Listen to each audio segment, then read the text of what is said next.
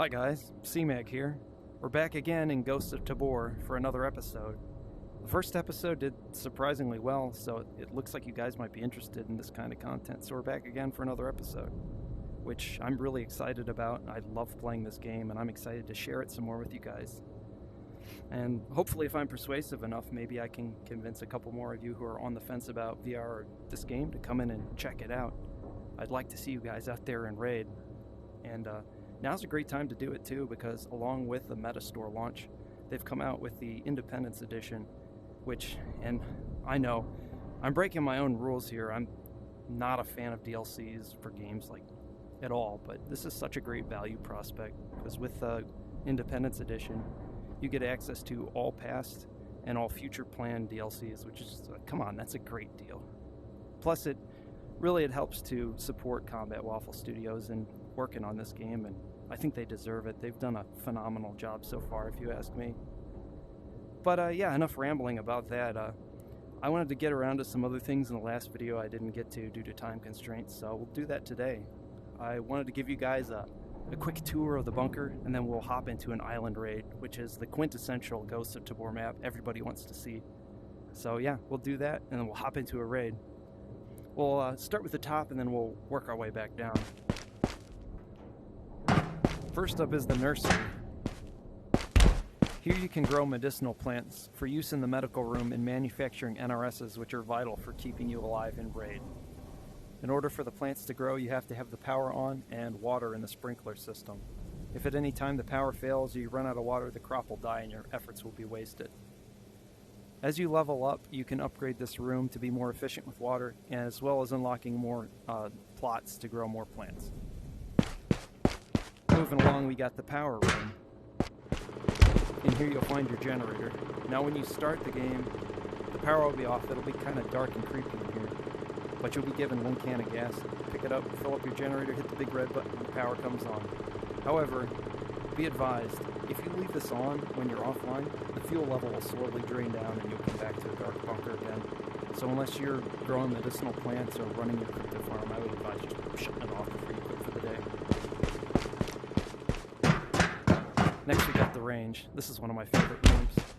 In here you can come and practice with your weapons, improve your aim, and just get used to snapping in really fast. I think it's a good idea if you find a new gun that you like to come in here and at least get familiar with how it handles and reloading mechanics and the controls. Nothing worse than going into Raid with a shiny new gun and realizing you don't really know where the charging handle is in the heat of battle when you're trying to reload. It's a good idea to come in here and train. However, the ammo you use in here isn't infinite and will be used up, so you gotta make more, which kind of sucks, but I kind of get it from a balance perspective. Matter of fact, just for fun, I'm gonna pop off a couple rounds real quick. Wow. I am not on point today.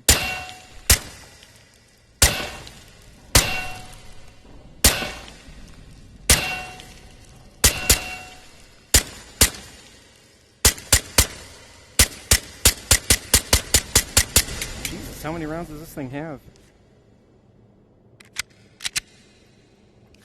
Anyway, enough of that. Let's move along. Next is the intel room. Here you can build a crypto farm to gain a passive income, which is very useful. In order to do this, you have to find GPUs in Raid, which are an ultra rare spawn. They only spawn in a couple locations and they're highly sought after by players. But if you're able to get your hands on one, you just come in here, stick it in the slot, and watch as your Karunas per minute go up.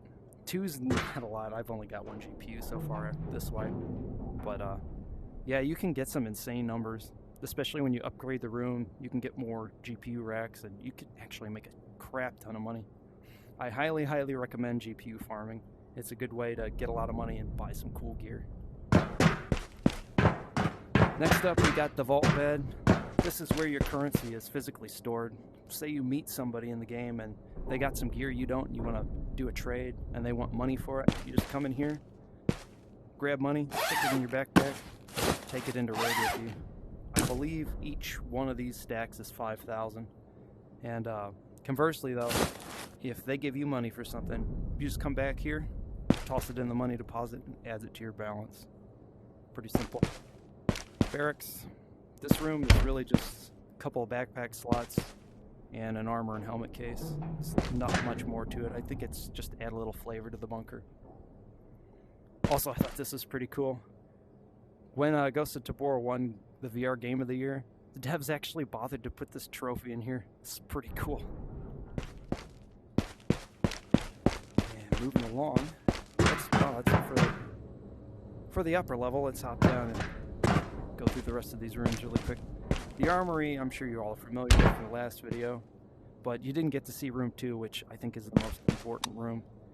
Not only do you get a crap ton more gun storage, you get a mannequin, 2 armor and helmet lockers, but the most important feature is the reloading bench, where you can make ammo. As long as you've got powder and brass, you can make some ammo. You just select the caliber you want, the type you want, choose between standard, tracer, and armor piercing, assuming you've got the powders for that quantity. Pull your lever, ammo pops out, and then this is neat. Open the box, pull the trigger, ammo goes in, so you got a 9mm magazine. Stick it in there, hit load, you got a loaded magazine. If you got some rounds left over, you can take the empty box and just stick it in there, and it puts the rounds back in. Keeps it nice and neat. It's much, much cheaper to do that than buying loaded magazines from Spectre. A lot cheaper. You can find brass and powder in raids. Brass is kind of uncommon, powder is more common, but you can also buy that from Shiro at the Tabor market. And then room 3 of the armory, more of the same, except you get a crap ton more gun storage. 3 mannequins, 2 armor and helmet lockers, a bunch of backpack slots. Next to storage, I mean, the name really says what it is, just storage shelves. I haven't unlocked the other 2 rooms yet, but it's just a bunch of these shelves. Pretty simple. The med bay. Now this is what I wanted to talk about. Once you upgrade this room, you get access to the NRS machine. So when your plants are finished growing, you'll get these little, I guess, weed balls, for lack of a better term. Open the sucker up, put them in there, close it, hit your button, it'll do its magic, and you got some fresh NRSs. At level 1, I want to say it's 2 NRSs. At level 2, it's 3, and at the max level, it's 4. It used to be 6, hence the 6 slots here, but I guess the devs decided it was way too overpowered, so they nerfed it down to just 4, which is sad, but I understand. And then you also have your bandage machine. If you find toilet paper in raid, stick it in this slot here and hit the button, and it'll make bandages, up to 3, fully upgraded. Next up, we got the kitchen and maintenance. Maintenance is, as far as I can explain it, just more storage. It's pretty boring. I'm thinking that's going to be something more important in the future, but we'll just have to wait and find out. Like, the kitchen is where you can store your food and water, and the most important feature is the sink, where you can fill up your water containers, both for keeping your plants watered and for taking into raid to make sure you don't dehydrate to death. You will burn through water filters pretty quickly, but they're relatively inexpensive at around 3,000 karunas, and you can also sell the spent filters for about 1,000, so you make a little bit of money back when you sell them back. So overall it's not too bad. Highly recommend using this and taking water into raid, as opposed to trying to find some on the fly, because it always seems like when you need water the most, you don't find it anywhere. So take water, kids. Stay hydrated. It's important. Last but certainly not least is the trade room. This is where you come at the end of raid to sell all your hard-earned loot. Simply pick up the item you want to sell, put it on this conveyor belt, watch it go into the black hole, and then it'll show up on the kiosk. You'll be able to choose between all the different traders, which will buy it for very different prices. I would always say sell it to the highest, unless you're trying to grind trader levels, which for each trader level, the prospective trader will require a certain amount of karunas sold or spent in order to level up. But unless you're trader grinding, just sell it to the highest. Say you put an item in here that you didn't mean to, just hit return, and it'll come to the kiosk behind us. This is the trade kiosk. This is where all the items you buy at the Tabor market come, and they'll be in the receive items. Dang, that's the mag I just... Oh, there's 3 of them. Did it multiply? I doubt it. But yeah, you just hit collect. The items appear on the wall. Just grab them up. Simple as that. I think it's bugged right now, but usually there is a limit of 100 kilograms in here, and if you go over that limit, you're going to incur a fee per day that you have to pay. So always keep your kiosk clean. I'm not going to bother with it now because it's not costing me anything, so I'm just going to leave my stuff in there. I'll sort it later. But yeah, that's the gist of the trade room. Got some shelves for storage as well, and that's about it. So yeah, that's a tour of the bunker. Now let's hop into the island raid that everyone wants to see. Let's do this.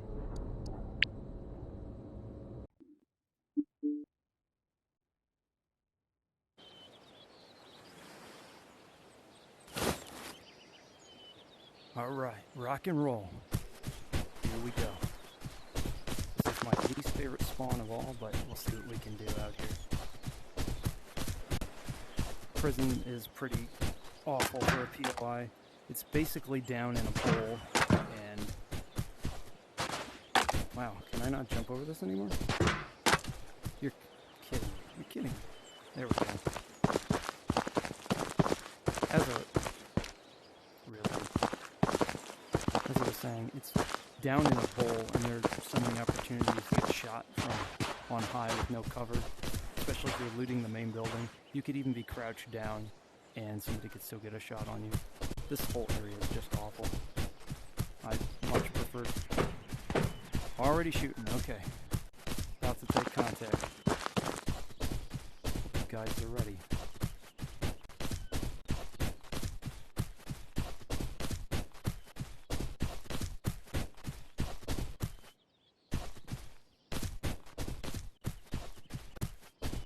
There's a scav running on the roof. It's like he's aggroed, so there might be somebody down there.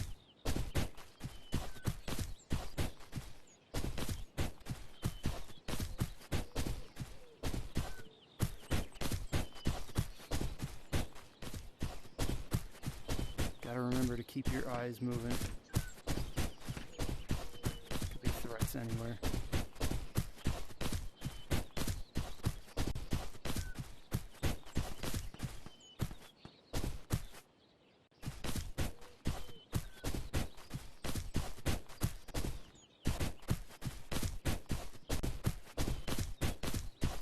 There's somebody in there. I think this cookie door's been opened.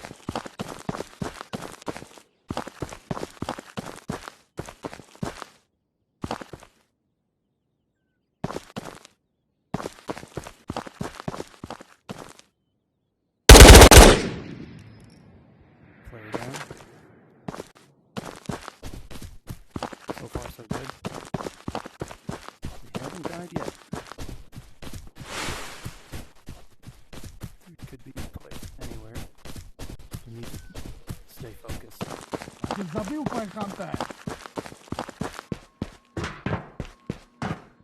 Man, Island really stresses me out. Old C-Mag is not the best player in the world. So, I'll try to stay alive and make this a good raid for you guys though. Brain dead scavs. Hej, v pohodě. Za tohle mu ustřelím palici!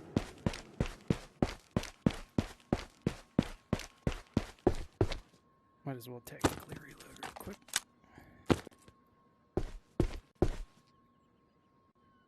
Alright, so a bit of advice. You probably shouldn't be looting too much the first 10 or so minutes of raid. Really easy to get snuck up on. Oh, orange keycard. Nice. If we survive, we're going out. Garage. This opens a door in the garage that you can get out. But see what I mean about this location? Like anywhere on the hill, I'm crouched down and I could still get shot very easily. Oh, and a GPU. This is what I was talking about. Really high-end item. We should probably just extract with this.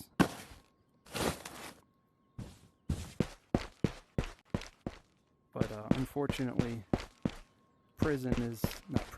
research is a huge POI everybody goes to. It's going to be extremely hot there. I don't know if we can go out garage. We might try to run for docks. I don't want to lose this GPU. I really just need to get out of here.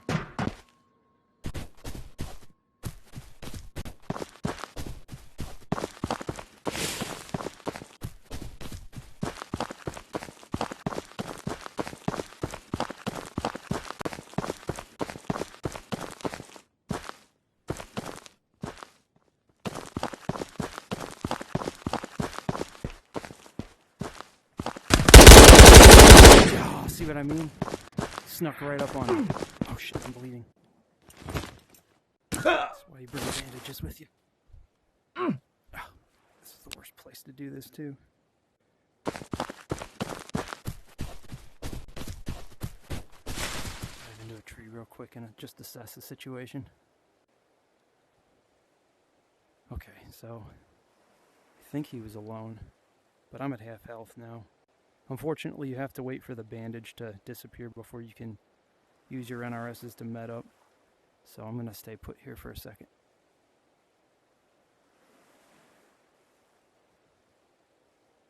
There we go. All right.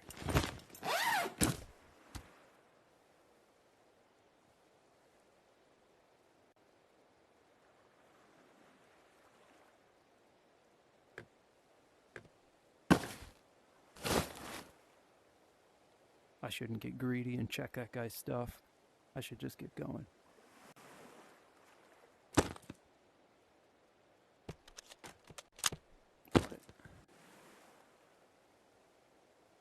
No, I'm not going to do it. I'm just going to leave.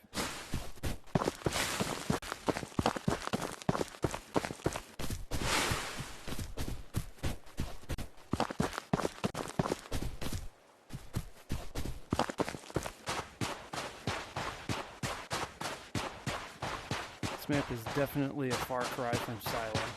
So wide open. So many opportunities to be ambushed from anywhere.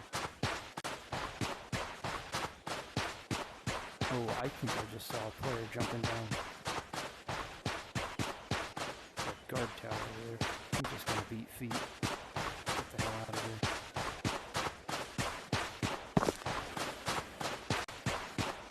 This is a risky area too because this is just wide open.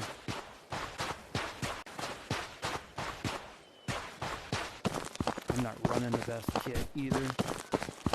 Low mid-tier. I'm not even sure if this is the best stops rifle rounds.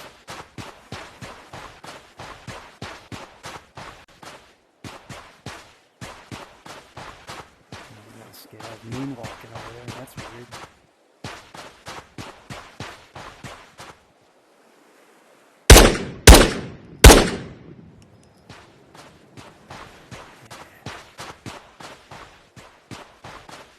Shooting is risky too because you can give your position away pretty easily. A lot of times players hear shooting and they come a running because they want to get in on the action, hopefully catch somebody hurt and medding or off guard or still in a firefight, and then you're just easy pickings at that point.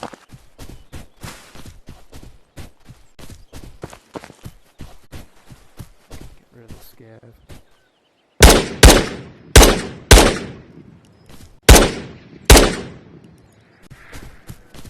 Bored. I think they increased the health of the scavs in the last update. It seems like you gotta hit them 5 or 6 times now to drop them, which is just preposterous, considering they're not wearing any body armor. Stamina's low. That's not good. Really don't want to be out in the open just sitting here. But once we get moving towards docks, it's a hot area. I really don't need to stop and rest out there. Good way to get killed.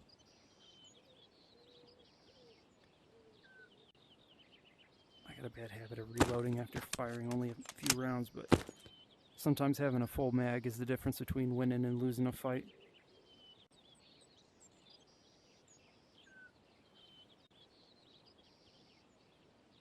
Where are we looking?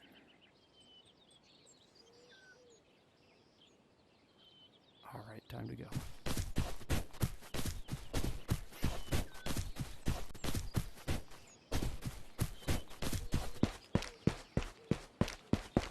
If anyone's going to be out here, they're going to be coming from research. The problem with this is nothing but windows with excellent view of the docks. And that means easy to get shot. I see a scav running on this balcony over there too.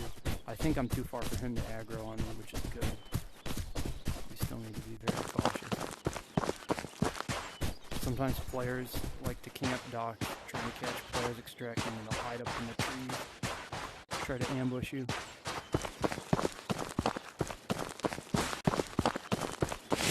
Try to stay down in the terrain or close to cover. If something happens, you can hopefully get cover before you die. Usually in this game, if you get caught in the open, you're toast.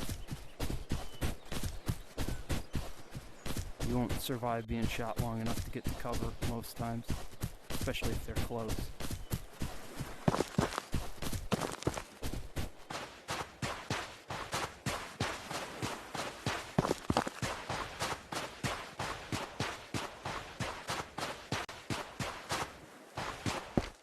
Usually there's 2 scavs that patrol this. We might have to take out. If they're not here, that could be a bad sign too. Sometimes players will rat up in here.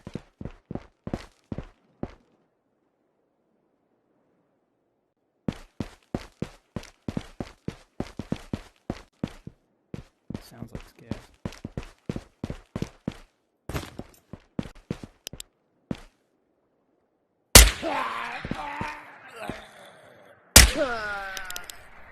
Gonna loot, I'm just gonna leave. I don't want to risk losing this GPU.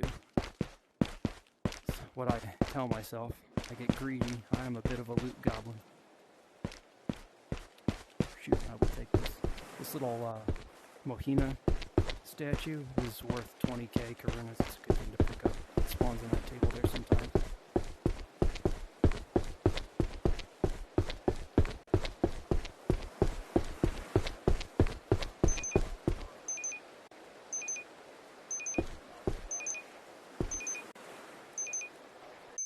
Alright, we did it. Yes! I would say that was pretty successful, if a little uneventful.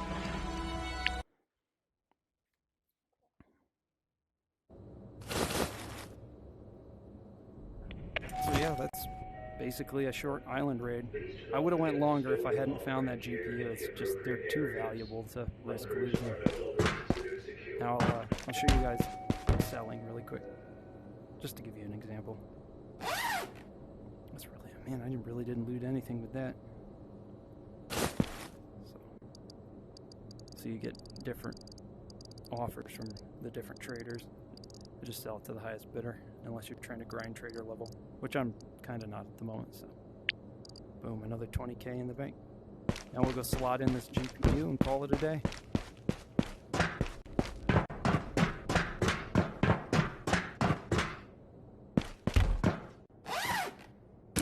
Grab it up, stick it right in the slot. Make money. That's how you do it. Alright guys, I had a lot of fun showing this game off to you again. If the video does well, maybe we'll do some more episodes. As always, thank you guys so much for spending the time with me today. Hope to see you all in the next video. CMAG, out.